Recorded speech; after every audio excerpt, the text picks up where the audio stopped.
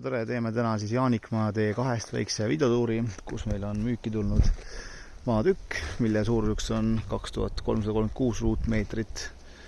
Et oleme siin siis Türisalu külas ja krunt hakkab pihta, näete, kus see kuivenduskraav seal on. Sealt hakkab see krunt pihta. Ja nii ongi, et kõik asjad on siin olemas, elektriliitumine, vesikanal on samas olemas. Krunt iseenesest on privaatne, siin nurga peal. Haljastuse koha pealt, eks näete ise, mingid puud on olemas. Maa on ise enesest selline pigem ebaühtlane, aga eks igaüks ise siis teab, mida siia ehitada ja kuidas, et ka ehitusõigused on olemas, need on olemas meil kõik kuulutuses.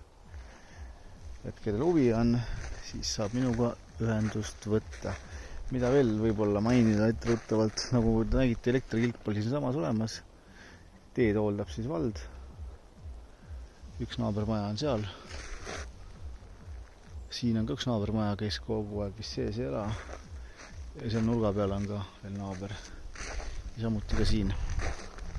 Vot selline see videotuur sai. Et kui teil on antud krundi vastu huvi, siis olge hea ja võtke minuga ühendust. Aitäh vaatamast!